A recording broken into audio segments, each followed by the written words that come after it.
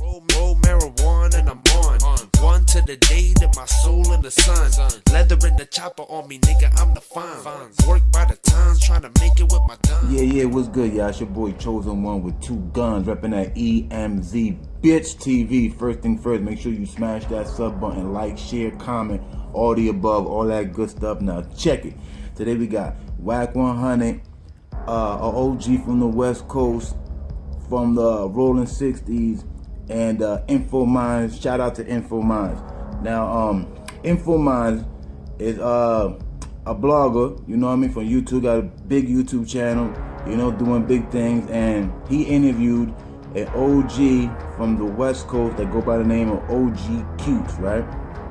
Now, he was asking him questions about the Wack100 situation. Now, the reason why he picked OG Cute is because OG is a real OG. You know what I mean? He was there from the beginning of the Rolling 60s, and he knew Tookie Williams, he knew Monster Cody, like he knew a lot of OGs basically. You know what I'm saying? And him himself is an OG, and he from the West Coast. You know, so you know, why not ask him questions about what's going on with Wack100 that a lot of people, you know, is talking about. You feel me? And the whole situation about him getting touched at Rolling Loud. So, you know, he asked him what he think about the Nipsey situation. And OG Q said straight up, he was like, yo, he's calling him a buster. He's like, I think he's a buster. I think he did that because he really doesn't have nothing nice to say about Nipsey, because it's not going to really bring no attention. So he said that he feels like Wack100 did that basically to get attention towards himself, because anything good that he would have said just would have been only that. It wouldn't have really done anything as far as anything, you know? No, it wouldn't have grabbed no attention basically. Basically, OG Q is saying that he like purposely was doing this to get a bigger buzz on his name so he could be able to get more guap, more clout, you know what I mean? So he's calling him a buster. Then he also goes as far and calls him a snitch. Now, he says he dry snitch. Now I'm thinking dry snitch. I'm thinking to myself, how he figured he dry snitch. Then he goes and says he dry snitch because when he did an interview, and Hollywood Unlocked, shout out to Hollywood Unlocked, and in the interview, Wack100 explained the situation, what happened at Rolling Loud when he got snuffed. Like I said in my video, I think Wack100 probably got snuffed. I doubted that somebody came in front of him and actually knocked him out, right? So he basically calling Wack100 a dry snitch because Wack100 in that interview explained the situation, and he said that whenever you name somebody in a situation like that, that's something to do with fighting or a crime, that's dry snitching. Now, I had to go back and watch the whole interview again from Hollywood Unlocked with Wack100 just to see, before I do this video, to see if he mentioned that guy's name, which is J-Rock, that everybody was talking about. Now, I just finished watching it. He never said this guy's name. He said the individual that I got into a situation with, he said he was the bodyguard. He was my ex-bodyguard. He used to bodyguard for my kid. He used to bodyguard his kid, you know? Make sure his kid don't get into no situation, because Wack100 is famous, bro. You feel me? When you famous, you got to protect you and your kids, your family, your whole family. So Wack100 never mentioned the name. He never said the dude's name. You know what I mean? This whole J-Rock thing is basically from the internet. Wack100 still to this day haven't said not a name or nothing. So that dry snitching thing, you know what I mean? I can't fall with that because Wack100 didn't say his name. And I just saw the interview, the same interview everybody's talking about, you know? But the interview, I liked it, you feel me? And he was talking about the game. You know, Info Minds asked OG Cute about the game. He was like, what you think about the game?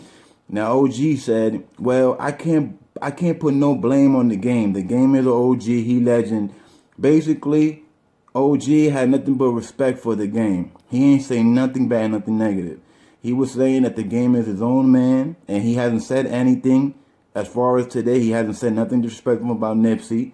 And he's his own man. You feel me? Like Wack 100 is a man, and the game is his own man. You can't blame a man for another man's actions. You just can't do that. Even if you're related, you cannot ever do that. Everybody is their own person. You feel me? That I agree with 1,000. You feel me? I agree with that all the way. But yeah, man. So he was just going in on Wack 100 though, man. He was calling him, he must have called him a buster, like literally, bro. Like I probably like 20 times in that whole interview. Mind you, this interview is 21 minutes long. I'm gonna say it again. InfoMind's YouTube. You know what I'm saying? OG Cute interview, about 21 minutes, official. Y'all should go check it out. But yeah, he called him a buster like 15, 20 times. I was rolling. I was like, damn, yo, them West Coast people, they really love that word buster. Like, every time I heard the word buster, that's strictly from the West Coast. We over here in Jersey, in the north, in the east, north, whatever, northeast, we never said that word ever. You feel me? But yeah, it was very entertaining, man, and that part was funny, man. But at the end of the day, man, OG got mad respect for the game, and he basically now rocking with Wack 100. He said Wack 100 did it. He did that, and he's still doing that about Nipsey. He said, then InfoMind asked him, he said, what if Wack 100 was to apologize? Do you think that people will forgive him? Then OG Q said this. He was like, well, it kind of depends, and that's true. I agree with him on that also, because it does depend. It depends when somebody gives an apology. It depends on how they say it, how they look, and what's their, their features, their physical features. If somebody's apologizing and they're smiling and giggling, you're not gonna take that serious, right? But if they apologizing and they're serious, they're looking in the camera like, look, I apologize to his family, his wife, his ex-wife or whatever, his kids, mother, father, What I really meant was to say that when he was alive, people wasn't really rocking with him like that. It was after his death that all this attention came on him, and then they gave him the legendary status.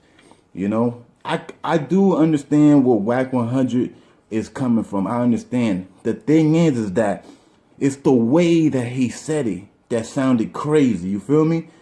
And people love Nipsey Hussle so much that they wasn't even trying to think like that. They was like, oh, he disrespectful. He disrespectful. I never thought about that being disrespectful. You feel me? Because I understand what Wack 100 was saying. You feel me? Or what he was trying to say. You feel me? Not every time you you know what I'm saying? You say something, you ain't gonna be professional with it. Wack 100 from the streets. You feel me? You know what I mean? He ain't no doctor. You know what I'm saying? He ain't got you know what I'm saying? He ain't got a PhD, associate, bachelor degree, or anything like that. He from the streets, bro.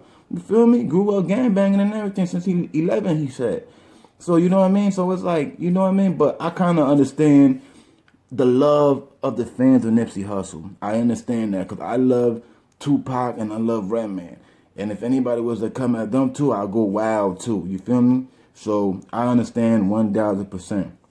So yeah, so now people basically, I'm seeing in the comments on other sites and stuff like that, people throwing the word dry snitching under Wack 100, and I'm just gonna say that I saw the interview and he ain't mentioned no names at all. He just said, what happened. He said, look, man, I got caught from the side. He didn't even say that he even got like punched. He just said he got caught from the side and he went looking for him and he didn't know where he was at. Security was blocking him. So it wasn't like he gave in deep detail, like, yo, man, he was wearing this and that. He big. He weighed like 400, you know what I'm saying? Or he got a mustache, or he got a tattoo on the side of his face that got this. You know what I'm saying? It was like, and then on top of that, in the interview, Wack 100, they're asking them questions and they wanted to know what happened. It's not like he came out of his face and wanted to explain the whole story. Yeah, they was talking about Nipsey and all of that. Of course, man, because that's the biggest thing right now. Wack 100 / Nipsey Hussle / the game. The reason why the game is in it is because the game was rocking with Nipsey Hussle. When Nipsey Hussle passed away, the game painted his damn Lambo. Was it a Lambo? I might be mistaken. I don't remember if it was a Lambo or one of them old school whips. But he painted Nipsey Hussle whole face on the hood of that car, and it was a beautiful portrait of Nipsey. I'm talking about beautiful. I said, damn, whoever did that job, you know what I'm saying? That jump was like, it was like, to me, that jump looked like flawless. You feel me? It was like perfect, bro. You know, royal blue, you know, the Nipsey Hussle color, just like this magic. You feel me? But yeah, man. But like, you know what I'm saying? But shout out to Info Mind, Hollywood Unlocked. You feel me? Both them interviews is dope. Yeah, but yeah. So there you have it, y'all. You know what I'm saying? The whole thing of Wack100 telling and all that. He just said a little part of the story. He ain't give no name, and it is what it is, and that's why a lot of big people ain't speaking on it. That's only little sites and, you know, people that are trolling and this and that. But the OG spoke, you know, Info Minds wanted to hear from an OG from the West Side.